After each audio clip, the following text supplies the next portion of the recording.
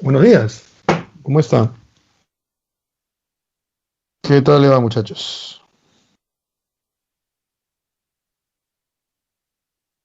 Por favor, gracias, Ángel. Eso quiere decir que me están escuchando. ¿Qué tal, chicos? Vamos a esperar unos minutos. ¿Qué tal, Valeria? ¿Cómo estás? Para que todos ingresen. Hola, Laisha, ¿qué tal? Y hoy día vamos a ver Revolución Rusa. ¿Ya? ¿Qué tal, Teresita? Hola, André. ¿Ya? Vamos a ver Revolución Rusa, pero sí les aviso que gran parte de la clase, ¿ya? Hola, Shaska, va a ser sobre una explicación de qué trata el socialismo, porque ustedes, como sabrán, la, la Revolución Rusa es la primera revolución socialista de la historia del siglo XX. ¿Ya? Hola, Jorge. Qué bien, Ángel. Bien, bien, bien. Entonces, está preparado para esto. Y entonces hay que definir bien qué es socialismo, ¿no? Entonces, el que sepamos qué es socialismo nos va a permitir entender bien no solo esta clase, sino la siguiente, que tiene que ver con los nazis, y ahí vas a entender por qué los nazis odian al socialismo, luego la Segunda Guerra Mundial y luego la Guerra Fría. Entonces vamos a definir a grandes rasgos, tampoco vamos a entrar mucho en detalles, qué es el socialismo. ¿Ya? Hola Freya, hola Lucero, hola Jorge. Entonces vamos a ver eso. Lo primero que voy a hacer, así que no te vayas a preocupar ni asustar, es que no voy a utilizar PPT todavía, lo que voy a hacer es utilizar una hoja Word. Y ahí voy escribiendo y voy haciendo sobre esto el socialismo. Quiero que presten mucha atención, ¿ya? Porque, ¿qué tal este Arnold? Arnaldo, perdón. Porque como yo les, ¿se acuerdan cuando hablamos de ilustración y yo les mencionaba, por favor, presten atención a ilustración porque esto va a servir para las futuras clases? Ya. Entonces, y fue así, igual va a ser ahora. Prestarles atención, si tienes alguna duda, escríbelo, ¿yo? Yo voy a estar eh, tratando de entrar al chat para ver y resolverle las dudas, porque la idea es que esto lo entiendas bien. No es complicado, ¿ah? No es complicado. Voy a usar solamente las partes de las bases, no es complicado. Pero la cosa es que lo entiendas, ¿está bien? Hola, Adriana. Adriana. ¿Qué estoy mal leyendo? Hola, Juan Carlos. Vamos entonces a comenzar. Vamos a comenzar. Ah, quítame los lentes mejor, porque yo veo con lentes de lejos nada más. A ver.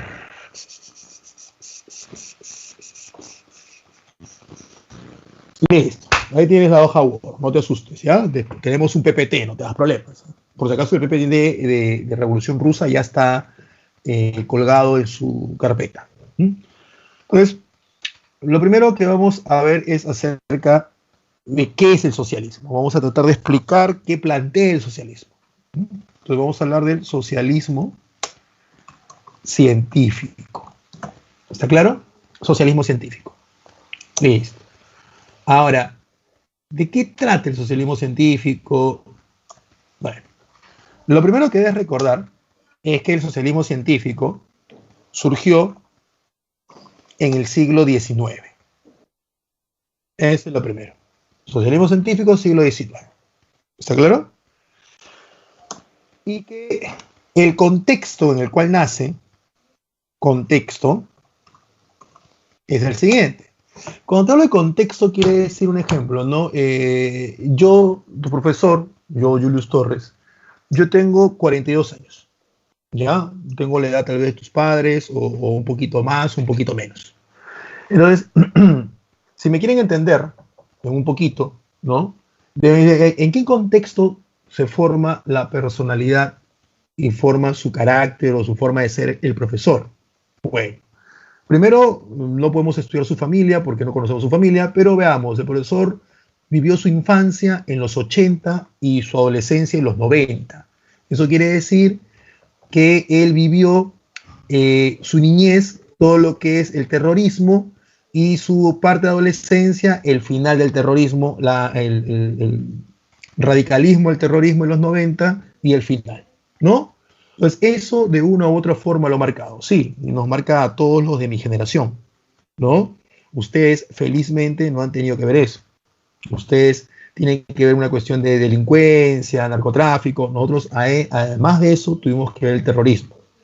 Y me alegra bastante que ustedes no hayan tenido que vivir eso. Me parece punto aparte, un paréntesis, me parece una tontería cuando a veces los que somos de mi edad dicen, tú chibolo, tú no sabes, tú no has vivido esto. No, al contrario, qué bueno que ustedes no lo hayan vivido. O sea, el que yo lo haya vivido no me hace mejor que ustedes, para nada. Al contrario, me alegra que mi hija, que tiene 4 años y medio, tampoco haya tenido que vivir eso y espero que no lo viva, porque no fue bonito. Entonces, ese es mi contexto, ¿no? Ese es mi contexto, ¿ya? Y el contexto de todos los de mi generación. Entonces, en el contexto que estamos hablando, de cómo surge el socialismo científico como contexto, vamos a hablar de la influencia de la Revolución Francesa. De la Revolución Francesa. Esa influencia es muy, muy fuerte. ¿Ya? Muy, muy fuerte. Luego vamos a ver las revoluciones liberales, que son influenciados, obviamente, son directamente una consecuencia de la Revolución Francesa. Las revoluciones liberales, que se van a dar entre los años de 1830 y 1848. Estas revoluciones no las hemos visto, porque no están dentro del temario para el ciclo básico, ¿ya? Después se verán si es que llegas al intermedio y al avanzado, que obviamente lo vas a hacer, pero en el básico no están estos temas. Pero te adelanto que fueron revoluciones directamente relacionadas a la Revolución Francesa y al deseo de esta revolución o de los revolucionarios porque se cumplan todo lo aspirado, ¿no? Entonces, ese es el contexto en el cual nace este socialismo científico. Ahora, el personaje, ¿no? El personaje, el fundador. El fundador no es otro que Karl Marx, alemán. Alemán. Él es Karl Marx, un alemán, ¿no? Un economista, historiador, filósofo alemán. Ahora, ya sabemos que Marx tiene como contexto en el cual él se desarrolla como persona una Europa fuertemente influenciada por los efectos de la Revolución Francesa, por las ideas de la Ilustración en los campos obviamente académicos y por las revoluciones liberales del 30 y del 48. Marx estaba vivo en esa época. No solamente eso, su obra, una de sus obras, por no decir la más importante, que es el Manifiesto Comunista, Marx lo escribe en el año de 1848, influenciado por la Revolución Liberal del 48, que es considerada la última gran revolución que Europa vivió. Europa, ojo, escúcheme bien, Europa vivió. Ahora, ¿cuáles son las influencias que Marx, como persona, directamente como académico, tuvo? O sea, yo ya te hablé del contexto en el cual Marx y toda la gente que vivió en la misma época de Marx se ve influenciada. Ahora vamos a hablar de las influencias que él, Marx, recibió. Porque obviamente, pues, él recibe influencias. Él no es que descubre pues, la pólvora, ¿no? Sus influencias. Influenciado por...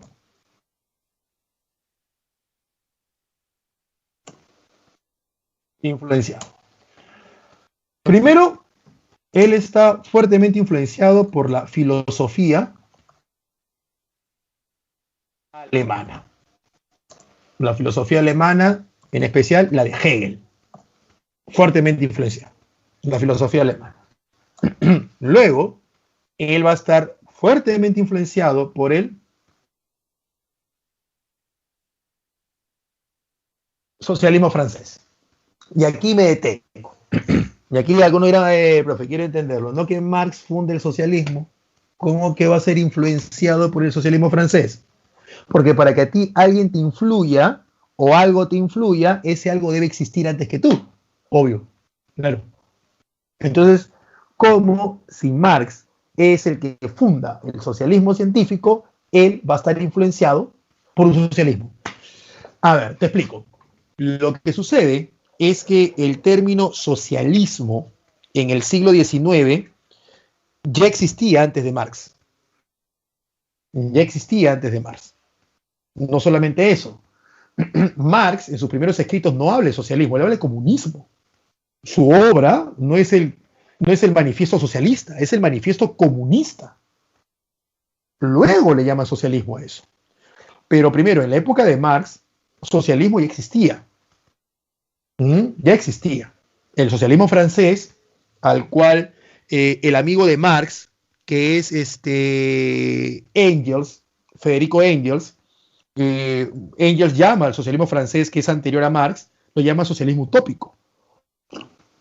Marx vivió en Francia, de la cual fue expulsado, y Marx recibió influencia de ese socialismo. Entonces, el socialismo como política, como ideología, ya como proyecto ya existía antes de Marx. Por eso que he puesto la especificación, socialismo científico. Primero. Segundo, vas a encontrar muchas propuestas políticas en el siglo XIX y las primeras décadas del siglo XX con el nombre socialismo. Y no todas están relacionadas con Marx. Habían propuestas políticas que tenían el nombre socialismo, pero no tenían nada que ver con Marx. Es más, habían propuestas políticas que se hacían llamar socialistas y odiaban a Marx. Un ejemplo, en pleno siglo XX no, en los inicios del siglo XX, en las primeras décadas del siglo XX, existe un partido que se llama el Partido Obrero Nacional Socialista de Trabajadores Alemanes. Tú y yo lo conocemos como el Partido Nazi. Pero mira el nombre, Partido Nacional Socialista de Trabajadores Alemanes, el Partido Nazi. Ya, y Hitler y los nazis odiaban a los socialistas. Profe, ¿usted cómo sabe? Porque en su canción decían que los quiere matar. En su canción dice queremos matar a los rojos, y los rojos son los socialistas. Entonces, nosotros hoy, siglo XXI, y desde la Segunda Guerra Mundial para acá, nosotros ya relacionamos socialismo únicamente con la propuesta marxista. Únicamente. Pero antes de la Segunda Guerra Mundial, habían varias propuestas que llevaban el nombre de socialismo y no necesariamente tenían que ver con la idea de Marx, que hoy te voy a explicar cuál es la idea de Marx.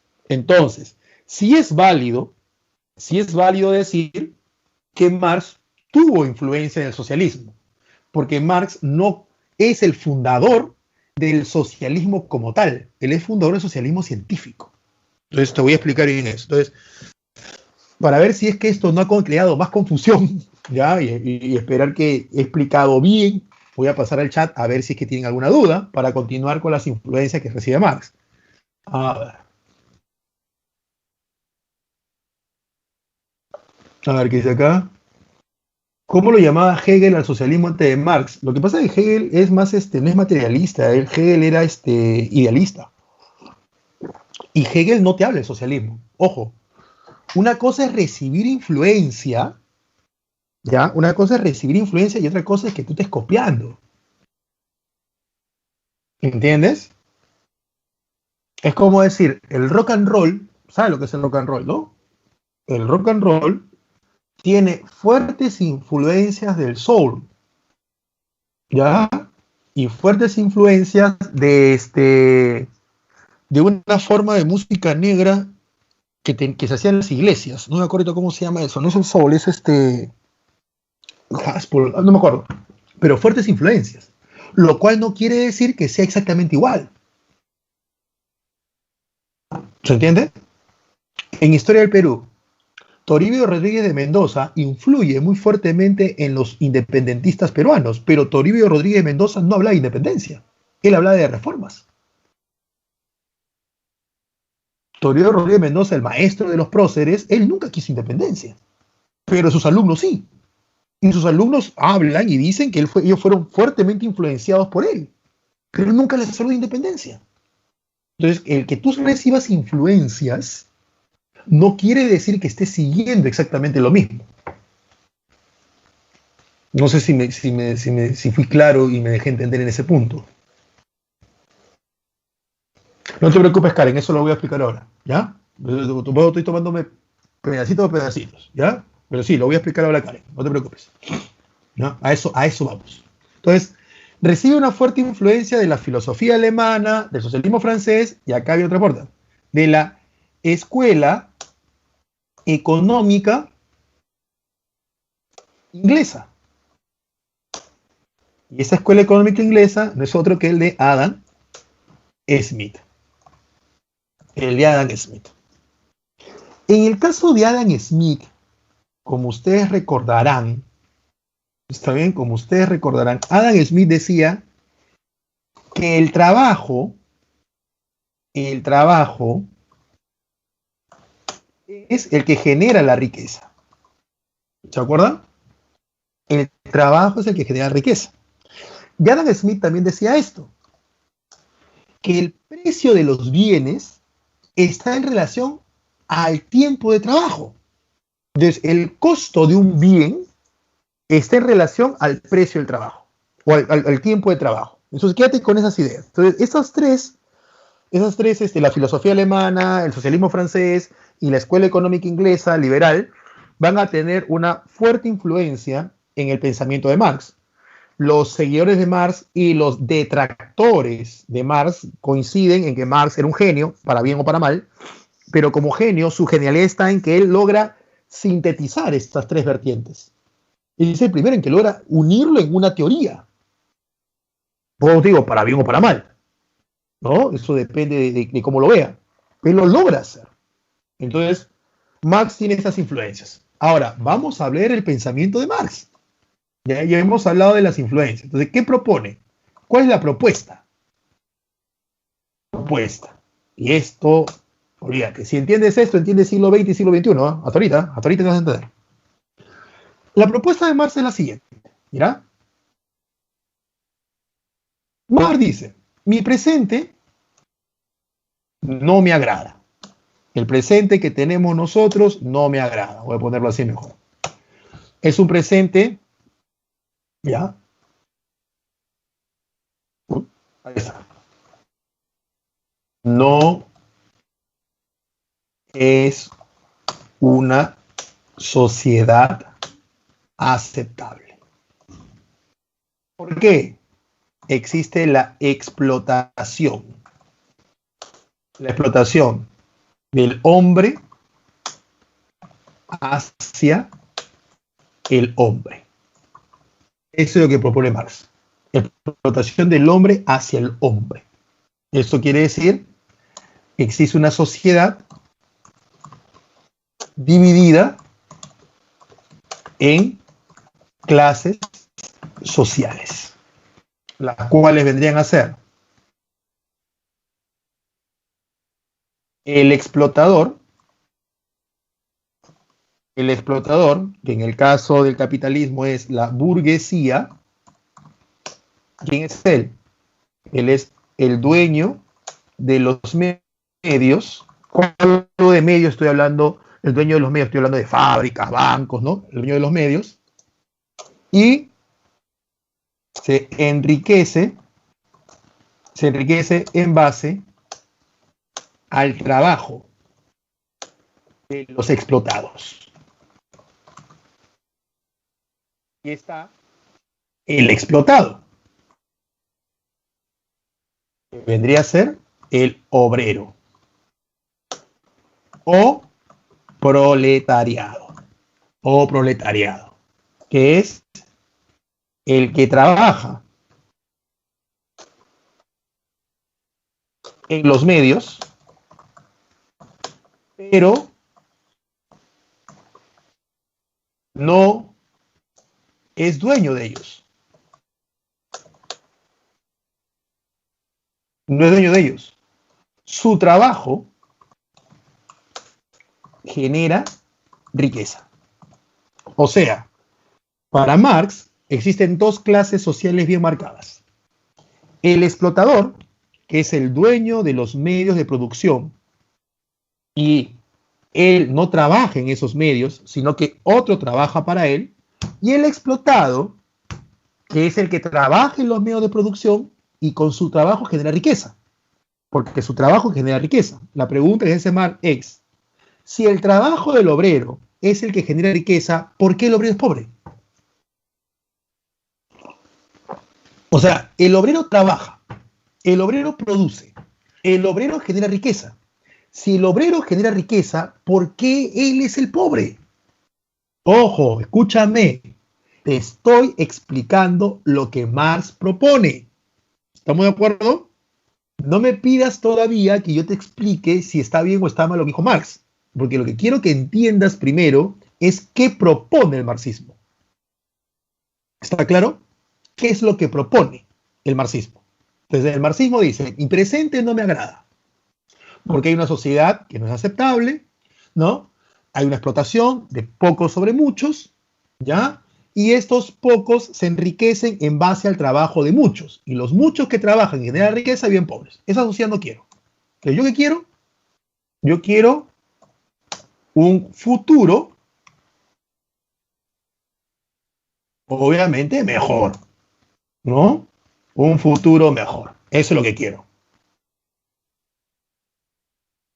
Un futuro mejor.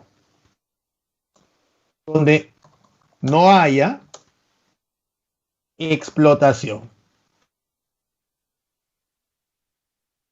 Es decir, no haya desigualdad. No haya desigualdad. Por lo tanto, ¿qué cosa quiero? Una sociedad de igualdad.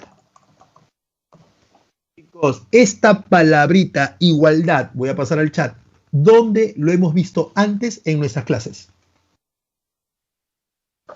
¿Dónde hemos visto antes la palabrita igualdad? Te leo, por favor. Gracias, Lucas. Gracias, Eileen. Gracias, Teresita. ¿Ves? ¿Ves cómo ese evento, gracias Arnaldo, está influyendo, gracias Marjorie, en el pensamiento de Marx? Y ahora, chicos, y la Revolución Francesa, Rocío, todos que están, Antonella, John, exacto, John, también, Johan, también. Ahora, la Revolución Francesa, a su vez, ¿de dónde saca esa palabrita igualdad? Bien, Laisha. Exacto. De la Ilustración. De la Ilustración. Saca la palabrita igualdad de los ilustrados. ¿Sí o no? Entonces, ¿qué quiero llegar a decirte? El problema cuando se estudia el marxismo y se estudia Marx, que algunos lo idolatran, es que lo sacan del tiempo y del contexto. Uno tiene que entender cualquier propuesta política, religiosa, teórica, etcétera, hay que ubicarlo en su tiempo y en su contexto, tanto el tiempo como el espacio. Y de ello entiendo qué me está proponiendo y por qué escribe lo que escribe. O sea, yo puedo entender a Albert Einstein siempre y cuando entiendo que él se ve influenciado por Newton. En que su propuesta de la teoría de la relatividad general está, entre a cierto punto, criticando a la de Newton. Pero es porque existe la de Newton antes. ¿Me entiendes? Newton que te habla pues que la gravedad es una fuerza y viene Albert Einstein y te dice que no, que la gravedad es una consecuencia del entramado espacio-tiempo y de la masa y deformación del espacio-tiempo que se puede generar en base a la masa. Pero está criticando algo, porque quiere entender el universo de una manera. Entonces hay que entender eso, ¿ya? Marx pasa lo mismo. No tiene nada que ver con la física cuántica Marx, pero pasa por lo mismo. Y ojo, para bien o para mal, Marx y su pensamiento te ha marcado todo el siglo XX, ¿eh? Y te sigue marcando el siglo XXI. Para bien o para mal, que eso hoy no es materia del tema. Entonces, entender a Marx es importante. Vuelvo con el punto. Entonces, ya entendiste hasta ahí, creo. Entonces, él dice, él quiere un futuro mejor, donde no haya explotación, donde haya una sociedad de igualdad, ¿ya? Una sociedad de igualdad. Una sociedad sin clases sociales.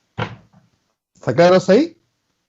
Entonces, él analiza su presente, dice, no me agrada mi presente, yo quiero un mejor futuro. Yo digo, ¿qué tiene mi presente? Explotación, el hombre explota al hombre, pocos tienen todo, muchos no tienen nada, y los pocos se vuelven ricos en base al trabajo de muchos, y esos muchos con lo justo tienen para comer. ¿Por qué? Yo quiero un mejor futuro, pero, y acá viene el gran aporte de Marx, ¿ya? Marx dice, pero para cambiar mi futuro, ya, voy a leer acá por si hay alguna pregunta. Para cambiar mi futuro, para ver mi presente y hacer un proyecto hacia mi futuro, lo primero que debo hacer, dice Marx, es entender por qué tengo este presente. Eso es lo primero que debo hacer. Exacto, Teresita. Exacto. Si tus flacas te dejan, ¿ya? Si tus flacas no te valoran, si tus flacas te engañan, ¿estamos de acuerdo? Y tú dices, algún día vendrás. No, no, no, papito. Lo primero que tienes que hacer es entender por qué lo hacen. Y para entender por qué lo hacen, tienes que ir a tu pasado, tipo psicología freudiana, psicoanálisis. A ver, papá. A ver, papá. ¿Qué es lo que hace que busques chicas no adecuadas para ti? ¿Por qué todas te dejan? ¿No? Tienes ansiedad, tienes problemas de relación, ¿no? Tienes un problema porque siempre quieres buscar aprobación. ¿Qué pasó? ¿Eres el hijo del medio? ¿Mm? No, créeme, André, no. ¿Ah? Muchas personas que tienen problemas con sus relaciones tienen que ir con ellos mismos, no con las personas.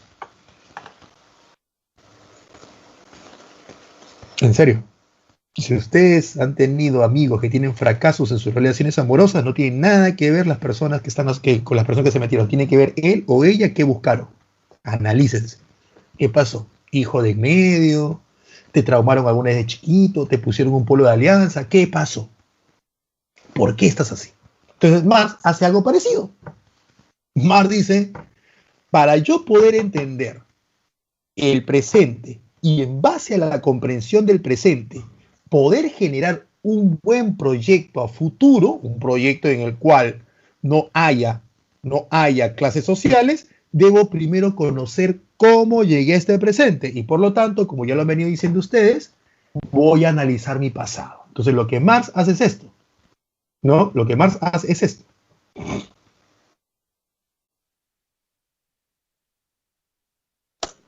Analiza el pasado. ¿No? Pasado. ¿Qué es lo que hace Marx? Busca en el pasado las causas de los problemas presentes. Eso es lo que hace Marx. Busca en el pasado las causas de los problemas presentes, ¿no? Entonces Marx dice, a ver, el hombre explota al hombre. Muchos se dejan explotar por pocos. ¿Ese es algo normal? ¿Es algo normal de la naturaleza humana que pocos exploten a muchos? Así que voy a buscar en el pasado las causas. ¿Quién sabe? Es normal, pues ya, ¿no? Nacieron, como dicen en la Edad Media, nacieron para obedecer y ya pues, por las puras voy a plantear algo. Entonces Marx retrocede en el pasado, en su estudio obviamente, y llega a la etapa medieval. Y se da cuenta pues que en el medioevo los nobles, los señores feudales, explotaban a los siervos. Entonces sí, había explotación, sí. ¿No? Voy a retroceder un poquito más, dice Marx. Y encuentra que en la etapa de la Edad Antigua, los amos explotaban a los esclavos. Roma, un ejemplo. Entonces Marx dice, estamos fregados. O sea, sí es explotación. Y retrocede más y Marx llega a la etapa paleolítica, donde el hombre caza, pesca y recolecta. Y Marx se da cuenta que en ese periodo no hay explotación, porque todos cumplen una labor. El cazador, el que destace el animal, el que despelleje el animal, el que se encarga de cuidar el fuego, el que cuida a los niños, el que se encarga de cocinar los alimentos, o sea, todos cumplen una función. Entonces Marx dice, existió un periodo en la historia humana donde el hombre no explotaba al hombre. Y lo que es más interesante, ese periodo es el más largo de la historia humana. O sea, la explotación humana tiene menos de 8.000 años, mientras que el periodo donde el hombre no explotaba al hombre y todos vivían, ¿ya? En igualdad, por así llamarlo, tiene más de 2 millones. O sea, 2 millones contra 8.000. Por lo tanto, Marx, ¿qué dice? Entonces, el hombre no está en su naturaleza explotar al hombre. Chicos, ¿eso no te suena a un Rousseau diciendo el hombre nace bueno, la sociedad lo corrompe. Y Rousseau es antes que Marx. Entonces, otra vez la influencia. La diferencia es que Marx quiere buscar qué fue eso que corrompió al hombre. Y para Marx, la causa, como ya lo han puesto por ahí varios de sus compañeros y compañeras, ¿no? La causa, la desigualdad y del nacimiento de las clases sociales es la propiedad privada. Cuando la gente comenzó a decir, eso es mío, ese es mi valle, ese es mi río Nilo, ese es mi monte Sinaí, ese es mi valle de Mesopotamia, voy a pelear contra los persas porque el mar Egeo es mío. ¿Quién lo dijo? Firmaron los griegos, atenienses. Cuando comenzó a ver eso, ahí comenzó el problema, dice Marx. Entonces Marx dice, uy, ya encontré la causa. Ya te encontré, ya vi, ya. ¿No? La causa de todos los problemas presentes es la propiedad privada. Esta es la causa. Ya entiendo entonces por qué tenemos diferencias sociales y ya entiendo por qué tenemos tantos problemas. La propiedad privada. Entonces, la propiedad privada es la responsable de este presente. Entonces, si yo quiero un futuro totalmente distinto, ¿qué es lo que debo hacer? Ya entiendes a dónde va la cosa, ¿no? Ya entiendes por dónde va la cosa. Si quiero un futuro, ¿qué es lo que necesito? ¿No? Solución. Solución, según el marxismo. Acabar, o poner en mayúscula mejor, porque es acabar con la propiedad privada. Acabar con la propiedad privada. Ahí está. Eso es lo que propone el marxismo. La solución a las desigualdades y a los problemas de la sociedad pasa con acabar con la propiedad privada. Por eso que los socialistas buscan acabar con eso. Cuando te dicen acabar con la propiedad privada, voy a pasar al chat, así que si quieres escribir te voy a leer. No vayas a creer que va a acabar con tu celular. ¿Ya? ¿Me entiendes o no? No vayas a creer eso. Lo que significa propiedad privada es por qué hay personas que son dueñas de tantas fábricas. Profe, su trabajo, pues, ¿en serio? ¿Es en serio? ¿Tú crees que es su trabajo? O profe, ahí está su ingenio, pues, su ingenio. Ya, el ingenio también de los ladrones, de los narcos, de los corruptos. Entonces, ¿para qué le hacemos juicios? Si fue su ingenio. No es que en una sociedad sin propiedad privada yo voy a entrar a tu casa y me voy a llevar tu televisor porque es más grande que el mío y por lo tanto, como nadie tiene dueño, yo me puedo... No, así no va la cosa. Y yo no entiendo por qué no puedo entrar a una playa. Profe, porque esa es playa privada. Ya, ¿quién se la compraste? ¿A quién se la compraste para que sea privada? Si la playa no se produce, no es como un celular que se produce y el productor lo vende. La playa no se produce, está ahí, para todos. A esa propiedad privada se refiere. ¿Se entiende? Ahora, entonces, para el marxismo, la propiedad privada es la causa de todo. Ojo, he dicho para el marxismo. Y acá viene la respuesta a la pregunta que me hicieron más temprano acerca de socialismo y comunismo. ¿Ya? Marx nunca habló de socialismo, ¿eh? O menos no lo presentó así. Pero mira, para que esto se dé, hay etapas. Etapas. La primera etapa, jóvenes, es el socialismo. Socialismo. En esta etapa socialismo, también llamado, o también,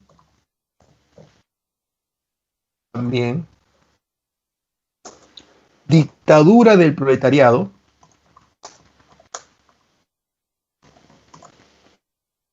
¿qué es lo que vamos a encontrar? Acá está mal esto. Así está mejor. ¿Qué es lo que vamos a encontrar? Primero, vamos a encontrar esto, que la clase obrera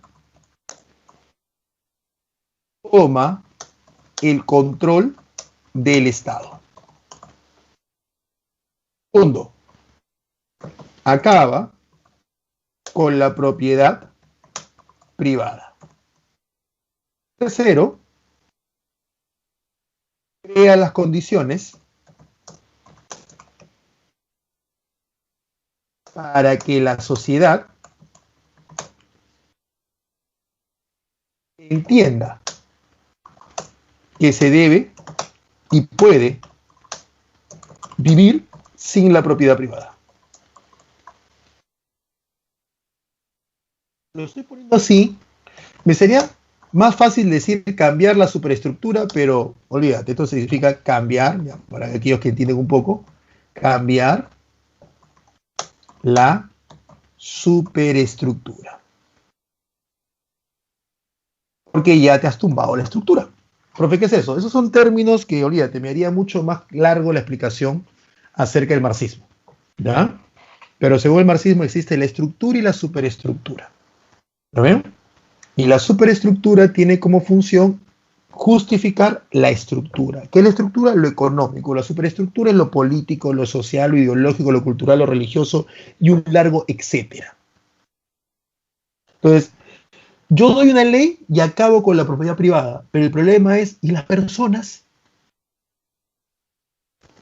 Y las personas, me explico, existen leyes que hablan de igualdad y que establecen la igualdad. ¿Está claro? Existen leyes, existen normas, pero no tenemos igualdad realmente. Y eso es cierto. Todavía se ve a la mujer como si fuera menos que el hombre. Todavía tenemos frases que reflejan ello. Si veo un grupo de chicos en un lugar, le digo, oye muchachos, ¿cómo están? ¿Están aquí tranquilo, profe? Chévere. Veo un grupo de chicas, tal vez me sale el término machista. ¿Y chicas? ¿Qué hacen? Solas. Solas. ¿Cómo que solas? Sí, profesor, más de dos. ¿Cómo que solas? Ah, es que me ha quedado la idea de que si no hay un hombre están solas. ¿Quién las cuida? ¿Ves? Yo puedo decir, no lo soy, no soy machista, pero me está quedando una estructura que me alimenta todos los días la sociedad. Entonces, existen leyes en contra del machismo, pero todavía no lo podemos arraigar de nuestra cabeza. El cederle asiento a una señorita que no tiene ninguna minusvalía, yo creo que es caballerosidad, es machismo. El que haya más gastos de hombre por el Día de los Enamorados que de mujeres, machismo. Y machismo de ambos lados. El hombre que no va a aceptar que la chica gaste su dinero y que lo invite, y la chica que no hace esfuerzo, no todas, algunas muy poco número, que no hace esfuerzo en juntar para regalarle algo a él. O sea, tienes el machismo por parte del hombre y el machismo por parte de la mujer. Porque la mujer también es machista. Profe, ¿cómo va a decir eso? Claro. ¿Me entiendes? Valeria, si estás mal acompañada, ha sido tu decisión de estar mal acompañada porque no buscas buena compañía, Valeria, entonces es culpa tuya.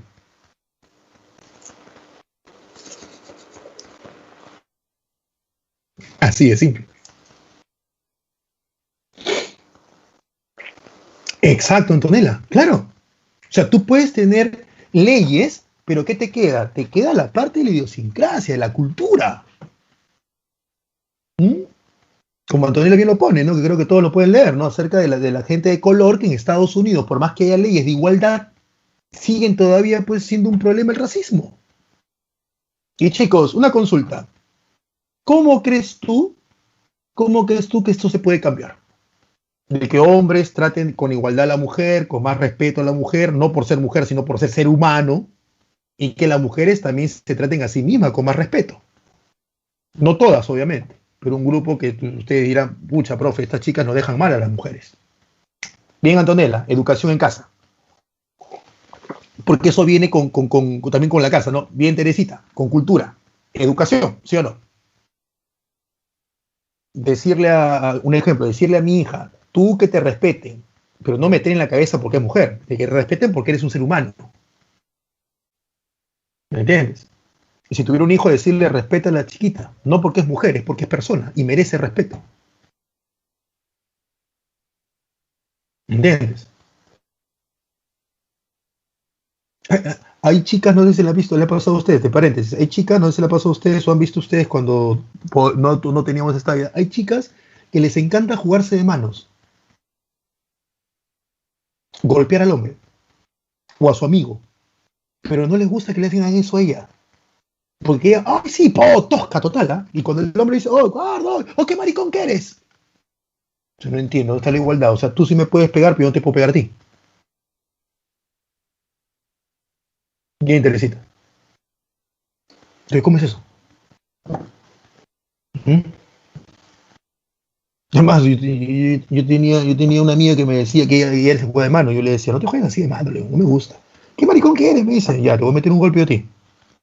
Y me dice, también eres más maricón. Entonces no te entiendo, porque ella es más maricón por cobarde, ¿no? Entonces no te entiendo. O sea que, según tu lógica, yo debo dejarme golpear. Sí, pero yo no te puedo golpear a ti. No, pues, pero somos iguales, obvio. Ah, ya, mira tú.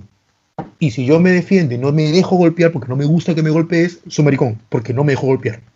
Pues sí, me dice. ¿Y por qué me puedes golpear tú? Porque yo soy mujer. Y ahí te dice que somos iguales.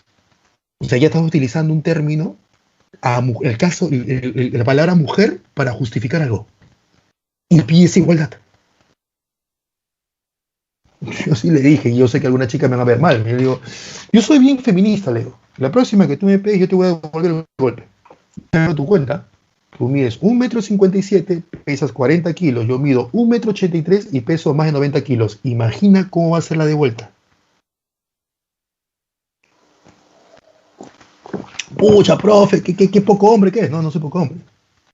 Simplemente nadie debe poner la mano encima a nadie. Nadie a nadie. Así es simple. Si mi hijo un día viene y me dice, papá, un chiquito me pegó, yo digo, ¿por qué? Ah, porque yo le estuve pegando. Ah, ¿para qué le pegas? ¿Por qué le pegas? Si tú le estuviste pegando y el chiquito no te hizo nada, ya pues se defendió, ¿para qué quieres que haga yo?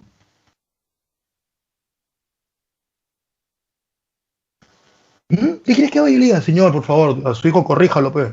Mi hija le estuve pegando y le estuve pegue, y su hijo le pegó a mi hija por defenderse, pero su hijo es hombre, pues. A mi hijita no puede hacer nada. Como mi hijita es mujer, su hijito tiene que aguantar los golpes de la mujer. No puede ser así. Pero ¿qué voy?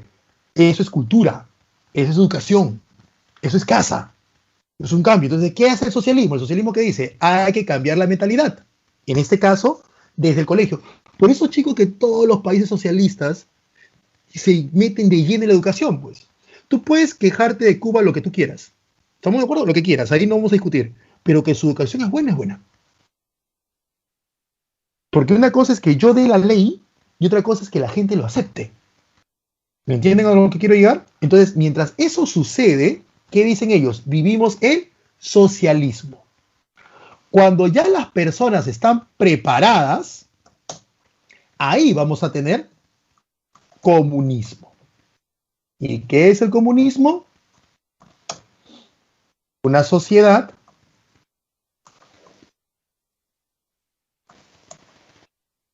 sin clases y sin Estado. Y sin Estado. Pero, profesor, espere. ¿Cómo que sin Estado? Marx estaba loco. ¿Cómo va a haber una sociedad sin Estado, profesor?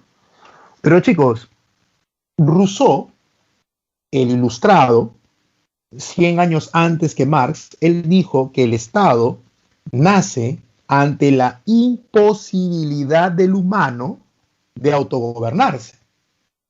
Entonces, como yo no soy capaz de respetar, un ejemplo, a Arnaldo, a María, a Lucas y a Antonella, tiene que haber una autoridad por encima de mí que establezca las reglas y condiciones para que yo los respete a ustedes. Y de no hacerlo, habrá una consecuencia, que es un castigo, prisión, multa, etcétera. Pero ¿qué pasa cuando nosotros somos capaces de respetarnos entre nosotros? ¿Mm? Te entiendo, Teresita, pero Teresita, ¿qué es el cielo para los cristianos? ¿Qué es el paraíso para los cristianos? Ojo, no hecho para ti, sino para los cristianos. ¿No es un mundo de igualdad? O la gente cuando muere y vaya al paraíso, va a haber gente que por tener dinero acá tendrá una mejor nube, su angelito será más rubio, más potoncito. No, los pobres vamos a tener pues una nube media oscura, ¿no? Un angelito medio anoréxico, ¿no? Todo así, hasta el queso. Exacto. Pero todo esto parte, yo sí te entiendo, Teresa, en la parte que es medio utópico, ¿no? Porque si te das cuenta, lo que tenemos que hacer es cambiar la mentalidad, ¿no? Tira, profesor, pero exacto, Leisha. Profesor, pero de todos modos es muy utópico. Sí, chicos, pero entiendan, si tú quieres 9, no apuntes a 9, apunta a 20. Y no vas a llegar a 20, pero al menos vas a llegar, pues, no sé, a 18. Pero si tú apuntas a 9, no vas a llegar a 9, vas a llegar a 6, a 5. ¿Me entiendes la analogía? ¿No? No puedes estar quedándote con que, bueno, pues, a nada, ¿no? Entonces, sé que es complicado lo que propone Marx, pero ten en cuenta algo. Marx lo está proponiendo porque está siguiendo lo que proponían los ilustrados. Rousseau decía eso. El Estado nace ante la necesidad de unas personas que no tienen capacidad de respetarse entre ellas y de autogobernarse. Entonces le damos el poder a un grupo de personas inteligentes y capaces de establecer normas y reglas que tienen como objetivo final la convivencia y la paz entre los seres humanos. Por lo tanto, el poder del Estado proviene del pueblo.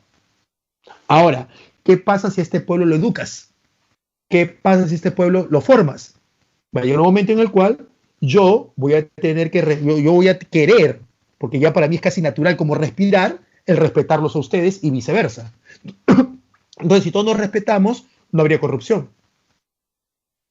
Porque yo no metería la mano pues en las finanzas públicas o no metería la mano en tu billetera porque yo te respeto y no voy a justificar, como diría Kant, también ilustrado, Kant decía, tú no puedes justificar un acto. O sea,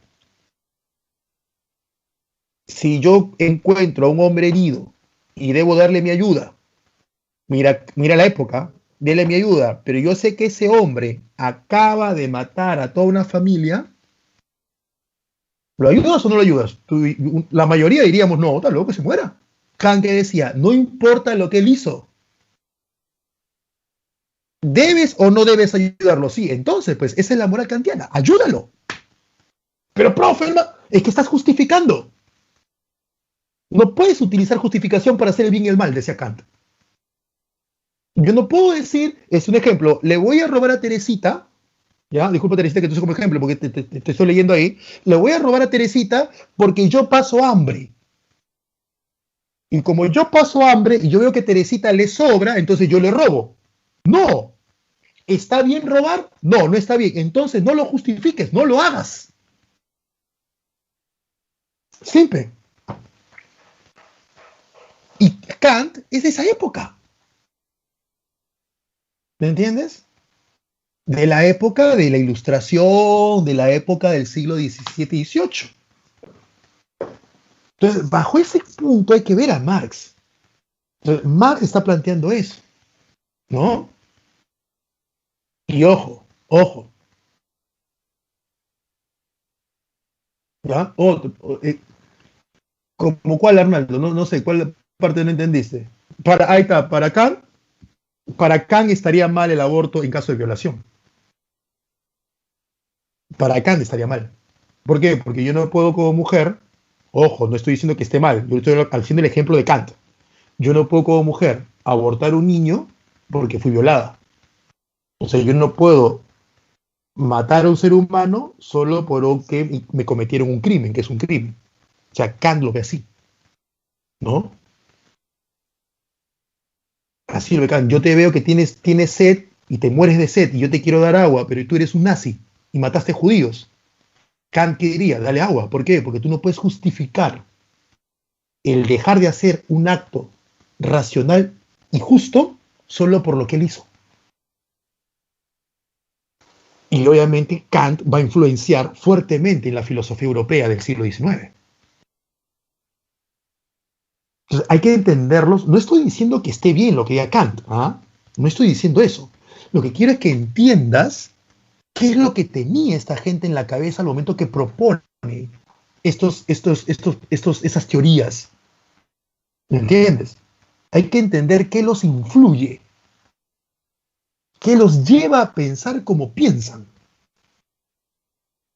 Eso es lo que a veces genera muchos problemas porque lo sacamos de contexto. Insisto, no estoy diciendo que lo que dijo Kant sea así, solo te estoy explicando lo que Kant propone, y cómo esto puede influir e influyó en los demás.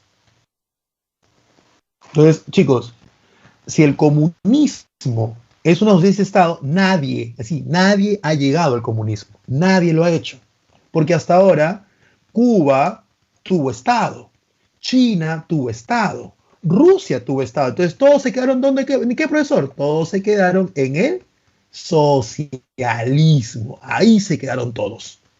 Ahí se han quedado todos, en el socialismo. Nadie ha llegado al comunismo.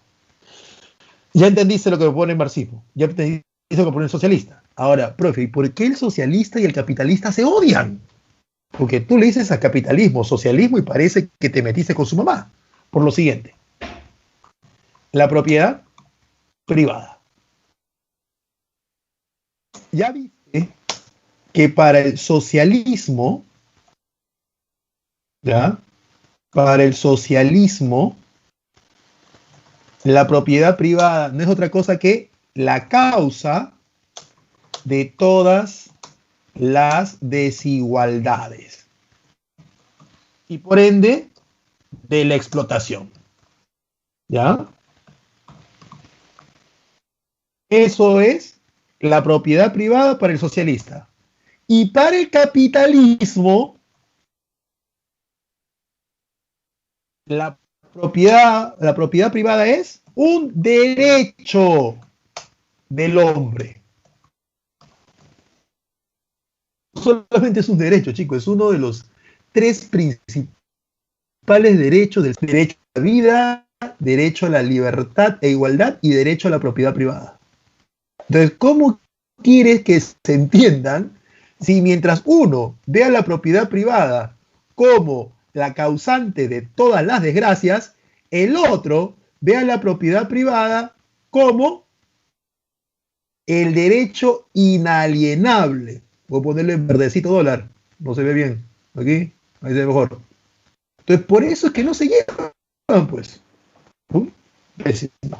Por eso es que cuando un socialista entra al poder, los capitalistas se asustan, porque el socialista puede acabar con la propiedad privada. O sea, chao empresas, chao fábricas, ¿me entiendes? Por eso es que se llevan mal, pues. Por eso que los dueños de industria, los hombres millonarios odian al socialismo. Porque el socialismo lo que busca es acabar con sus beneficios o a quitarle sus empresas. Si logras entender esto, ahora vas a entender por qué aparece Hitler, vas a entender por qué la Segunda Guerra Mundial y vas a entender la Guerra Fría. Y hasta el día de hoy. ¿Alguna pregunta para pasar a hacer ahora sí Revolución Rusa? Tú vas a pensar, profesor, se ha pasado no sé cuánto tiempo explicando esto y la Revolución Rusa, es que chico, la Revolución Rusa es una revolución socialista, pues. Si entendiste esto, olvídate, la Revolución Rusa es más fácil. Facilísimo, ¿te das cuenta? Facilísimo, ¿eh? Te voy a hacer la clase tal cual, pero facilísimo. ¿Alguna pregunta? ¿Ninguna? Listo, dale. Pues ya sabes, listo, Teresita. Ya, gracias por participar involuntariamente en mis ejemplos, Teresita. ¿Ya? Listo, ya saben, cuando vayan a San Marcos y van a tirar piedra, ya saben por qué tiran piedra. ¿Ya? No tengan ahí haciendo su manifestación en la calle, ya saben por qué lo hacen. Lo peor es tirar piedra sin saber. ¿Ya? Listo, entonces vamos aquí. ¿Ya? Entonces voy a cortar esto para ya pasar a la PPT o al PPT. Vamos. Ahora sí.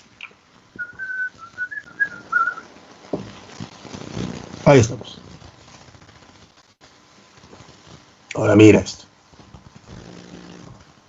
Ahí tiene, Revolución Rusa. Una revolución socialista. Entonces, ya que tengo claro, profe, si es una revolución socialista y la hizo el que está ahí, Lenin, quiere decir que Lenin seguía a Marx. Obvio.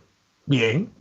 Quiere decir que Lenin, como seguidor de Marx, ve a la sociedad en dos clases, ¿no? Clase explotada y clase explotadora. Bien, claro.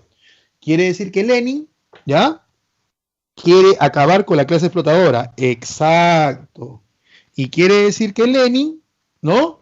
Quiere una sociedad de igualdad y sin clases sociales. Perfecto. Eso es lo que quiere Lenin. Ay, profe, y Lenin odia a los capitalistas. Cerrado. Lenin sigue a Marx. Lenin ve a la sociedad como una dicotomía de lucha de clases entre explotados y explotadores. Lenin quiere un futuro donde no haya clases sociales y para hacerlo, la clase explotada o la clase obrera debe tomar el poder, acabar con la propiedad privada, cosa que no le va a gustar a los reyes, no le va a gustar a los dueños de fábricas, no le va a gustar a los dueños de tierras y de todo, y llevarte una sociedad sin clases. Eso quiere Lenin. Ahora entiendes por qué los socialistas hacen reforma agraria. Porque si tú eres dueño de una tierra y tienes 1000 hectáreas, ¿qué dice socialista? Que la propiedad privada no debe ser así, pues. Entonces hace reforma agraria entre los campesinos. ¿Ves? ¿Ves cómo todo puede encajar? Por eso que me tomé el tiempo de hacerte una pequeñísima explicación, larga en tiempo, pero pequeñísima en realidad, porque tú olvídate, explicar socialismo es larguísimo. A ver, causas. Primero, el gobierno despótico del zar Nicolás II. Por partes. La palabra zar es el término con el cual se conocía a los reyes en Rusia. Entonces, en lugar de decirle rey, le decían zar. En lugar de decirle emperador, le decían zar. La palabra zar deriva de la palabra César. ¿Ya? ¿Del César romano? Exacto. Gobierno despótico quiere decir que nuestro querido amigo Nicolás II Romanov era un rey muy parecido a los reyes que hubo en Europa antes de la Revolución Francesa. Esos reyes tipo Luis XIV, ¿no? El Estado soy yo, aquí mando yo. Así era el zar Nicolás II, pero en el siglo XX. Profesor, no que la Revolución Francesa y la era napoleónica acabó con ese tipo de gobierno despótico, autoritario, antiguo régimen, sí, pero acabó en el mundo occidental, o sea, Europa y América, no en Oriente, que es Asia. No hay. Por eso que cuando hicimos la clase de Revolución Francesa yo les comenté, la influencia de la Revolución Francesa se da en Occidente, no en todo el mundo. ¿Se acuerdan? Bien. La extrema pobreza del pueblo urbano y rural. Mira, principalmente Rusia era campesina.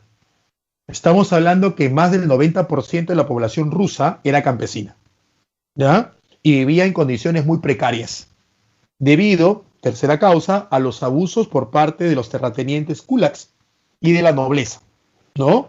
Ellos mantenían esa idea de que yo nací para mandar, tú para obedecer, tú tienes que obedecerme, el zar es un enviado de Dios en la tierra, porque el zar y la nobleza rusa tenían su poder cimentado uno en la cultura, es decir, la ideología que tenían los campesinos y que se le metía en la cabeza de que el zar era una especie de representante de Dios en la tierra y por lo tanto no debías desobedecerlo. ¿Quién decía eso? La iglesia rusa. ¿Cómo se llama la iglesia rusa, profesor? La iglesia ortodoxa griega, que es un derivado de la iglesia católica. Entonces ahí lo tienes. 1, 2. Si por casualidad alguien quería levantarse en armas, ¿no? O alguien quería hacer una manifestación, una huelga o algo, Rusia poseía el ejército más grande del mundo. Estamos hablando de un ejército para inicio del siglo XX de más de 1,5 millones de soldados. Es bastante. Créeme que Alemania, Austria-Hungría y Francia juntos no llegaban a la cantidad de soldados que tenía Rusia. Imagínate. Pero el zar de Rusia se basaba en la Iglesia Ortodoxa griega para ideologizar y convencer al pueblo de que su opresión y su dominio estaba bien, y se basaba en el ejército por si el pueblo quería, pues, aún así terco, levantarse. Ten en cuenta de que este ejército tan numeroso debía hacerlo así porque estamos hablando de un país, Rusia, que es 3 veces más grande que todo el continente europeo. Entonces, distribuir ese ejército para controlar las masas, al menos en las ciudades principales, era muy importante. ¿Ya?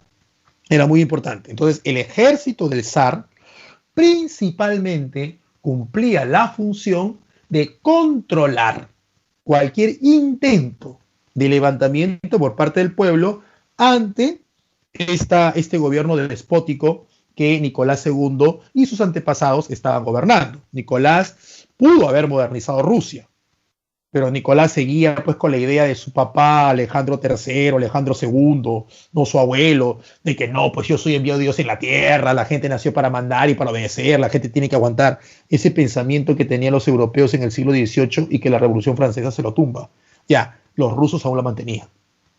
Ya, aún lo mantenían. Tenemos una clase media intelectual dentro de Rusia, pequeñísima, que está educándose con las ideas europeas. Y es ahí donde le llega el socialismo, porque recuerda que Marx es alemán. Marx no llega a ver la Revolución Rusa. Ojo, ten cuidado con eso. Marx no llega a ver la Revolución Rusa. ¿Está bien? Entonces Marx es alemán y vas a tener pues a unos rusos jóvenes como Lenin, que van a estar ahí presentes, pues, Marx muere en 83, van a estar presentes, pues, en todo este movimiento socialista que busca la igualdad y todo lo demás. Y lo que desencadena todos los levantamientos es una causa externa, que es la participación rusa en la Primera Guerra Mundial. ¿Cómo? Así. Primero Rusia se va a una guerra que no debió entrar. ¿Está claro? Entonces, Rusia moviliza su ejército hacia el frente occidental. Primera Guerra Mundial, o sea, moviliza su ejército contra los alemanes. No te olvides que Rusia formaba parte de la Triple Entente. Eso es lo primero. Lo segundo, el zar de Rusia, Nicolás II, se encarga de dirigir la guerra. Entonces, él abandona Moscú, él abandona la Rusia asiática para estar en la Rusia occidental o la Rusia europea. Porque tú sabes que Rusia es tan grande que abarca los 2 continentes. Entonces, y deja el poder, que deja como representante de su poder a su esposa. 3, ¿ya? El ir a la guerra, Rusia, genera una crisis económica, porque los rusos no estaban preparados para estos gastos. Rusia comienza a emitir moneda, papel moneda, la maquinita, y eso genera inflación. Hay desabastecimiento porque mucho se está destinando a los soldados o está todo mal administrado. Los campesinos se dan cuenta de que están ganando poco. ¿Qué hacen? Guardan su trigo. ¿Qué hacen? Acaparamiento, desabastecimiento, hambre. Entonces tienes una población rusa que ya de por sí está siendo maltratada y humillada por el zar. 1, 2. La guerra va a generar una inflación y va a generar desabastecimiento.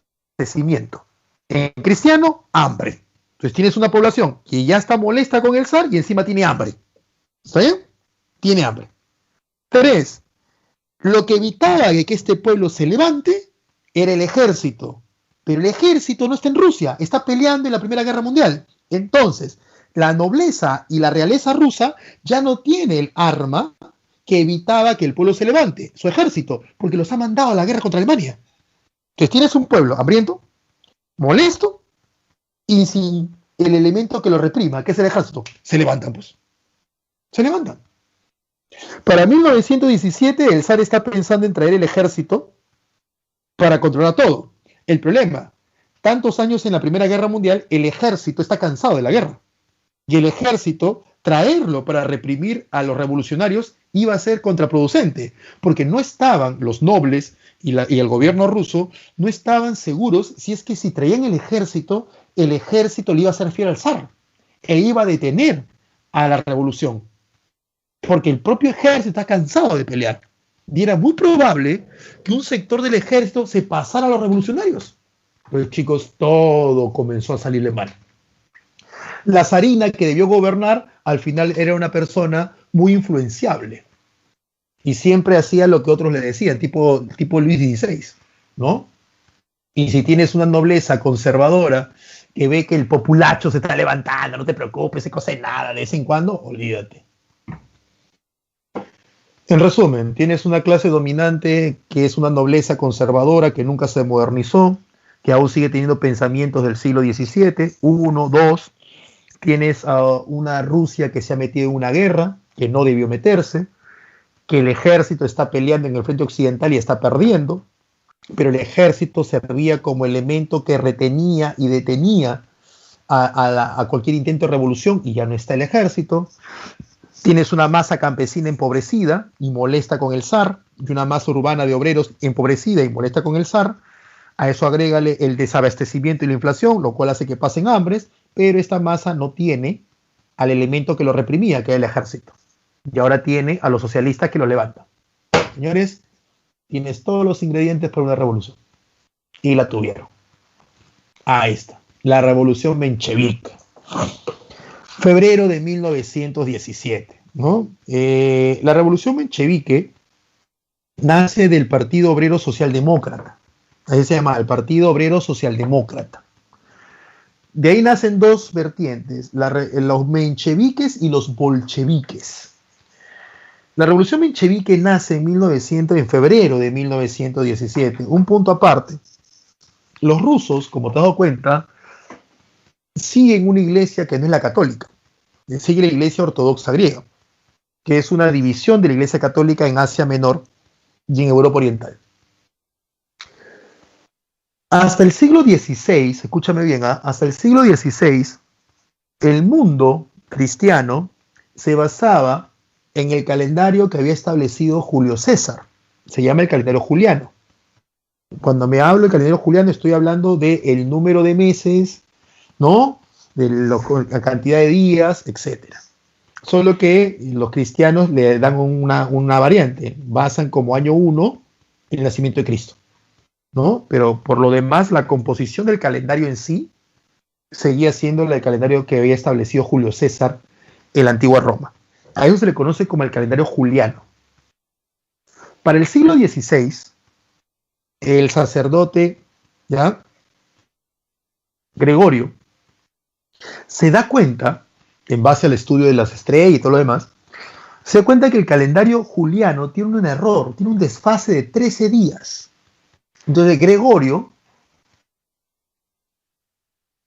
coloca esos 13 días. Entonces un día tú te echaste a dormir, el día 1, ponte el día, ¿un día que estamos? Hoy estamos lunes 2 de noviembre, ¿no? Te levantas mañana y no es martes 13 de noviembre. Te levantas mañana y es martes 15 de noviembre, así de golpe te chantaron los 13 días, de golpe. Entonces, todo el mundo católico se alineó al nuevo calendario establecido por la Iglesia Católica en el siglo XVI, que se conoce ahora como el calendario gregoriano.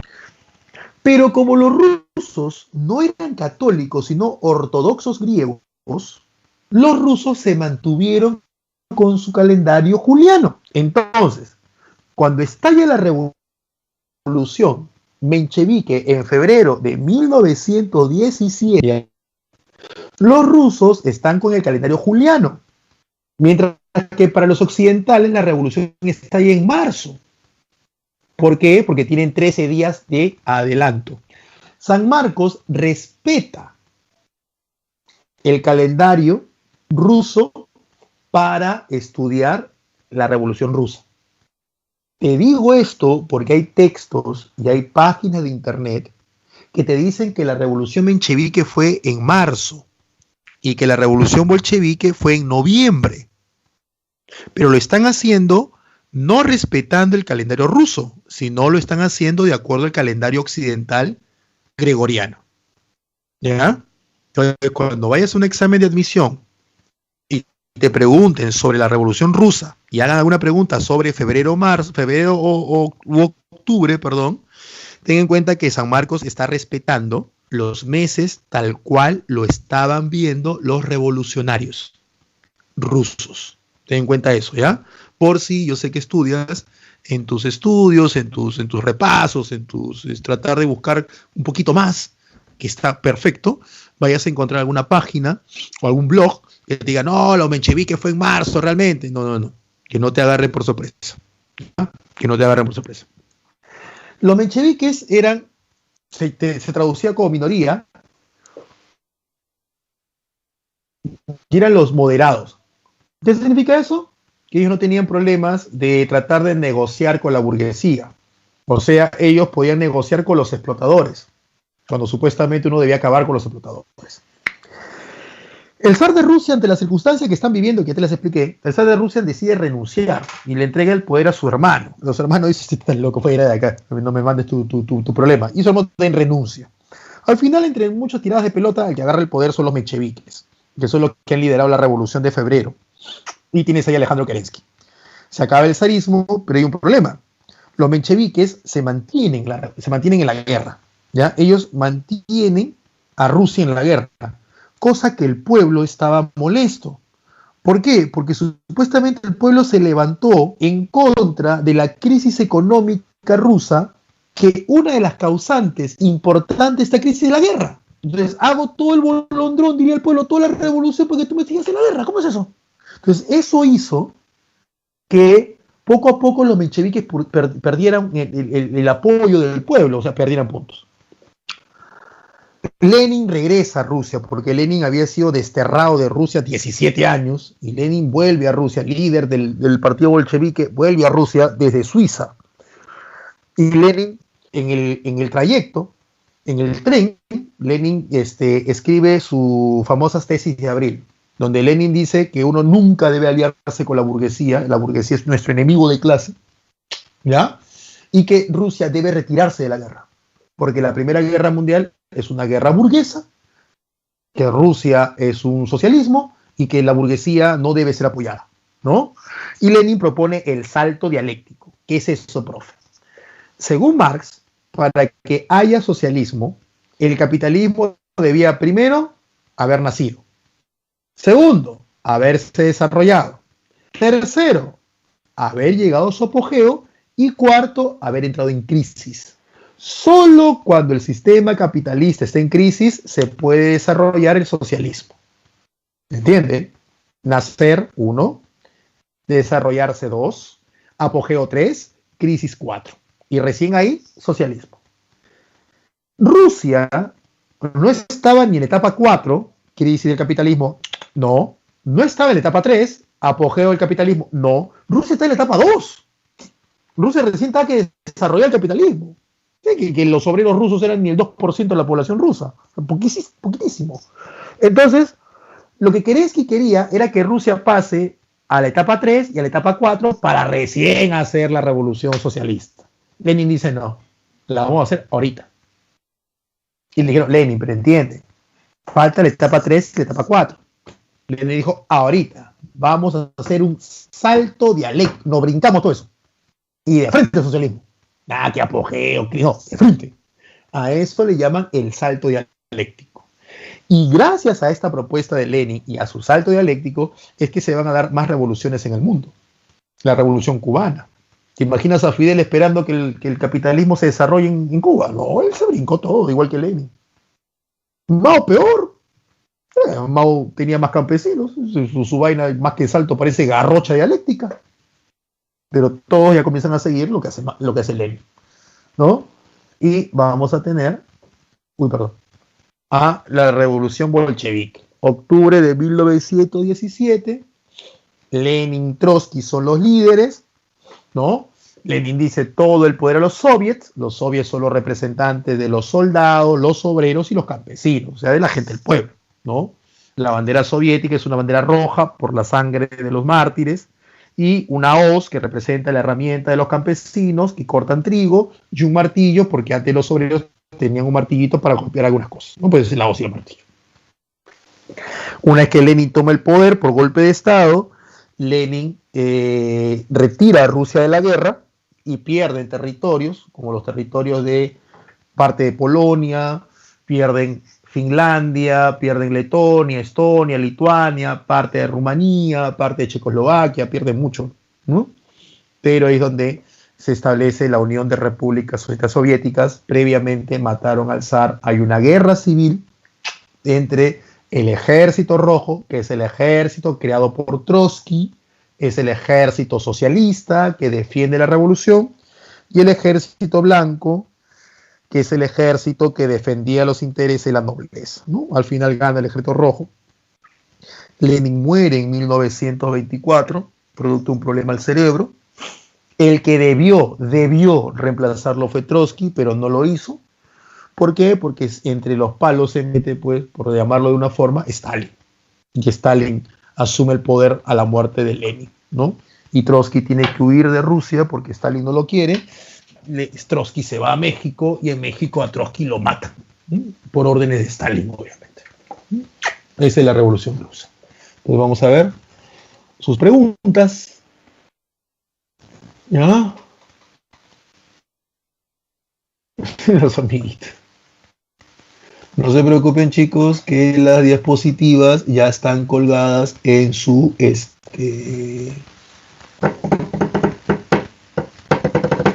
su carpeta. No se preocupen, yo ya los colgué, yo lo puse. ¿Ya? No se dan problemas. La Unión Soviética es Lenin. Lenin proclamó la Unión Soviética.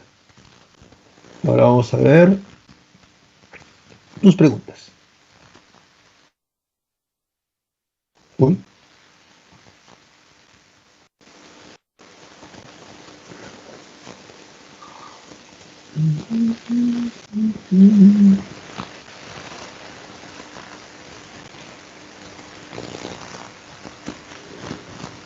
A ver. Ahí lo tienes. Dice, la paz de Brest-Litovsk, firmada entre Alemania y Rusia, estableció la retirada rusa de la Primera Guerra Mundial. La revolución menchevique, se dice la menchevique, me salió ahí esa pésima forma de ahí está la María. Su madre. Rusa estuvo liderada por Alejandro Kerensky, ¿no? El Brian, ¿no? El Alejandro. Propuso un régimen republicano de los soviets y estableció la tesis de abril Lenin, pues, ¿no? Vladimir Ilich Ulyanov, su sobrenombre Lenin, considerado el creador del Ejército Rojo, Trotsky. De hecho, Trotsky, ese ejército que peleó a favor de la revolución, toma el poder ante la muerte de Lenin, Stalin. ¿No? Lo vamos a estudiar porque él es el que plantea, él va a estar defendiendo Rusia durante la Segunda Guerra Mundial. La crisis económica y política de la Rusia zarista al principio del siglo XX se agravó con la Primera Guerra Mundial, ¿no? Crisis económica, desabastecimiento, acaparamiento, ejército fuera de los centros urbanos, ¿no? Levantamiento de las masas. La Revolución de Febrero de 1917 en el Imperio Ruso ocasionó la abdicación, o sea, la renuncia del zar. Demandó poder absoluto a los soviets, retirar a Rusia desde aquí de la Gran Guerra. Ese es Lenin, pues. Lenin. El Ejército Rojo creado por Trotsky fue establecido para defender a los bolcheviques contra el Ejército Blanco y establece los planes quinquenales. Esto lo vamos a ver después. Los planes quinquenales es que cada 5 años debía tener un logro productivo Rusia, y eso lo establece Stalin. Listo, chicos. Por favor, vayan viendo sus preguntas de su práctica. Me faltan 10 minutos. No, ellos se retiran de la guerra porque Lenin establece que la guerra es capitalista y ellos ya son socialistas. Bueno, socialismo y comunismo, Ángel, son etapas. El socialismo es la etapa previa al comunismo. Como le expliqué, ¿no? En el socialismo es la toma del poder, el fin de la propiedad privada, pero todavía hay un Estado. El comunismo es sin Estado. Entonces, para que llegues a esa etapa, tiene que haber un momento previo de preparación, de concientización o de educación. Por eso hice el ejemplo, pues, del machismo, ¿no? ¿Cómo acabar con el machismo? Educación, pues. Ya están las leyes, pero hay que educarnos. Hay que educarnos de vernos como iguales. Los del ejército Barco, Marjorie, eran los partidarios de que Rusia siga siendo zarista. Eran los partidarios del zar. No, los fusilan y luego los apuñalan, Neil. Así muere la familia del zar. Los fusilan y luego son apuñalados. Lo que pasa es que los fusilaron, ya, los fusilaron porque esa fue la orden, pero el problema es que el zar y su familia pensó que los iban a liberar. Entonces ellos cosieron joyas a sus vestimentas. Entonces cuando le meten bala, las balas rebotan en las joyas. Entonces cuando se dan cuenta de lo que han, el pelotón se, oye, ¿esto qué pasó? ¿No? Hasta los niñitos, ¿ah? Entonces es ahí donde ellos van, se acercan y se dan cuenta, pues como diría un historiador, que tenían puestos los chalecos antibalas más caros de la historia, y ahí comienzan a apuñalarlos. Así es como mueren ellos. Esto lo hemos visto la semana pasada, Antonella, el papel de Rusia, ataque por el frente oriental. No, que no es de gran importancia, porque al final Rusia pues lo que permite es que Alemania no tenga control de los dos frentes. Tienen que pelear en dos frentes, perdón.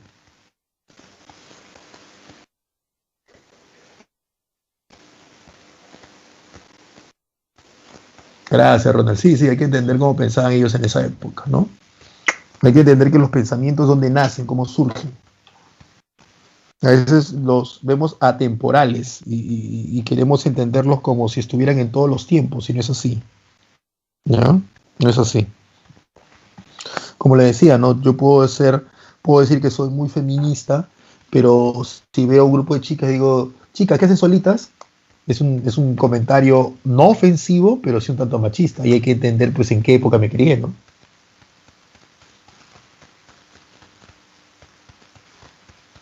Sí, José, que en realidad el cerebro era Trotsky. Era Trotsky. Y Trotsky tiene que escapar, pues, ¿no? Pero bueno, su escapada no le sirvió de mucho porque lo salen matando, le abren la cabeza con picayelos en México. Stalin después moriría de un ataque en el año 53, aunque dicen algunos que a Stalin lo envenena. No se sabe bien.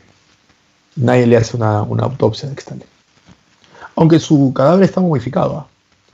Gracias, Teresita, gracias, Tonela, gracias, José.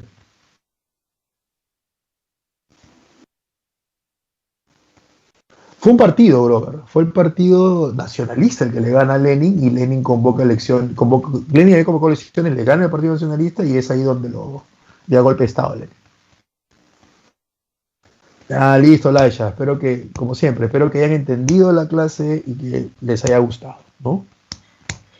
Ah, listo, Valeria. Vayan a almorzar. ¿Ah?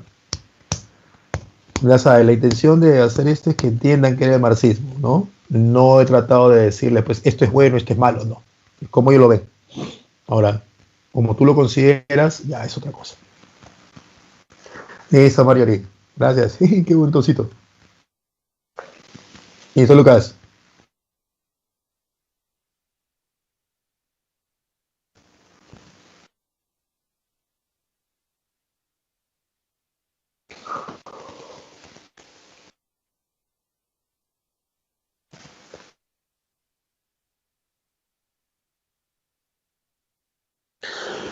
Lo que pasa es que, Ángel, ya están utilizando el comunismo como sinónimo de socialismo. O sea, ya tienes el comunismo como mi aspiración a, pero ningún país ha sido comunista.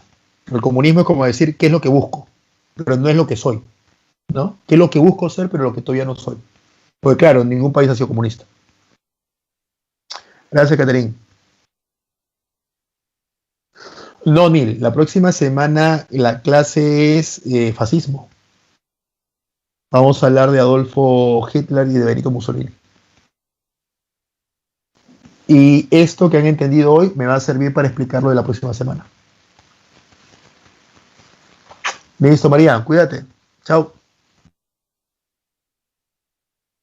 Sí, Neil, no hay problema.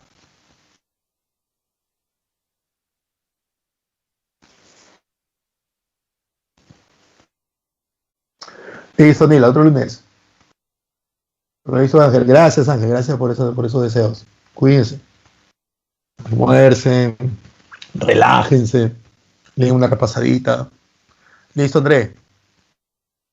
Si ustedes quieren leer más sobre el periodo entre guerras, hay libros que son muy buenos. ¿Ya? Yo les recomiendo que busquen en internet o en YouTube a este historiador.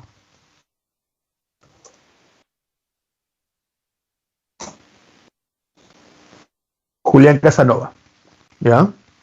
Me hizo Lidia. Julián Casanova es un historiador español, así que vas a encontrar tiene que ir a un canal o tiene un par de conferencias en YouTube, ¿ya? Y se centra mucho en lo que es Mundo entre Guerras, que es el periodo de la Revolución Rusa, ¿no? Él tiene un libro que yo he leído partes, pero ya lo he mandado a comprar, que se llama La Rebelión de los Siervos. Se llama La Venganza de los Siervos, se llama, que trata sobre la Revolución Rusa. Pero un libro que sí lo tengo y siempre lo ojeo, que también es de él. Si pueden encontrar fragmentos en internet, búsquenlo.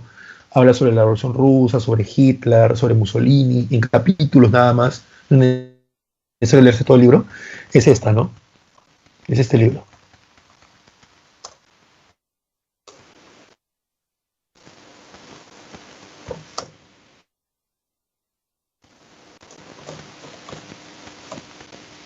Ese libro. Europa contra Europa, 1914-1945. Muy buen libro, ¿eh? Muy buen libro. Yo lo tengo y cada vez que tengo que hacer alguna de estas clases, le meto su ojeada. ¿No? Tú sabes que siempre los profesores preparamos clases, ¿no? Por más que vengamos dictando esto tiempo. Uno, para que ustedes tengan todas las cosas bien y al día, y dos, porque créeme, repetir lo mismo y ya de memoria ya aburre. Es por eso que tal vez algunos profesores o algunos colegas en algún momento tú lo ves como que medio opacos, medio parcos, ¿no? Como que, póngale más puche, pues no es porque pues ya están en automático, están repitiendo y repitiendo lo mismo, ¿no? Por eso que siempre es bueno estar leyendo y entendiendo lo que lees.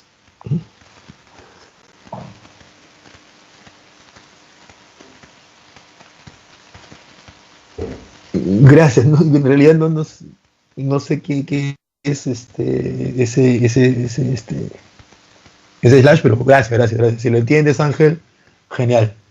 Y siempre les he dicho, si alguna cosa que yo explico no lo entiendan, póngalo, díganlo, porque si ustedes no lo entienden, no es culpa de ustedes, es culpa mía. Cuando un alumno no entiende la primera vez, no es culpa del alumno, es culpa del profesor. O es responsabilidad del profesor, que tiene que hacerse entender. Así de simple. Es así de simple. ¿Ya? Bien, Antonella, ahí listo, Luis.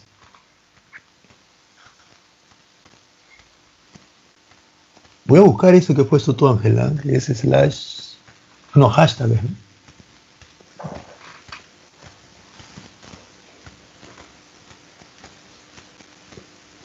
No sabía.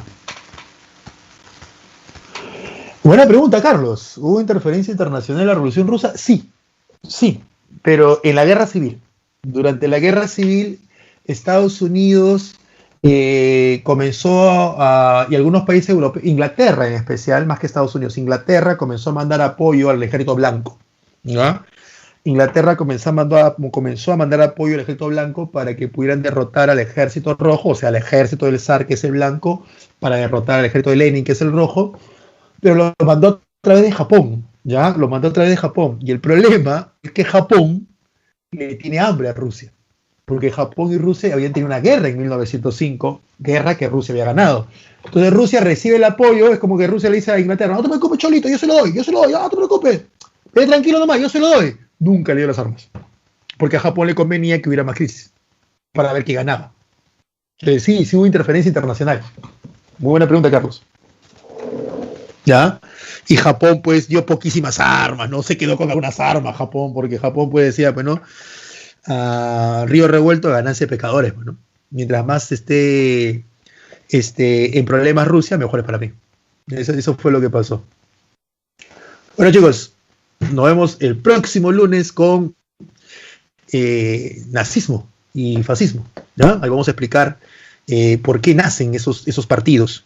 Y vamos a hacer, como hoy nos decía, un análisis, ¿no? Porque más que preguntar por qué Hitler y por qué Mussolini, hay que preguntarnos por qué Europa les hizo caso. Esa es la gran pregunta. ¿Por qué Europa les hace caso? ¿No? Porque solamente para irme, radicales, chicos, siempre hubo, hay y habrá. Siempre. Pero recuerda, los radicales son radicales en ideas existentes en la sociedad.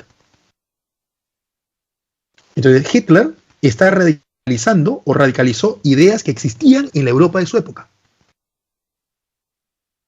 Uno. Y dos, la pregunta que vamos a resolver la próxima semana. ¿Por qué le hicieron caso? ¿Qué movilizó a Europa a hacerle caso? Porque recuerda que Hitler y Mussolini, al menos Mussolini fue candidato a premio Nobel. ¡Ojo! Bueno chicos, nos vemos la próxima semana. Cuídense bastante.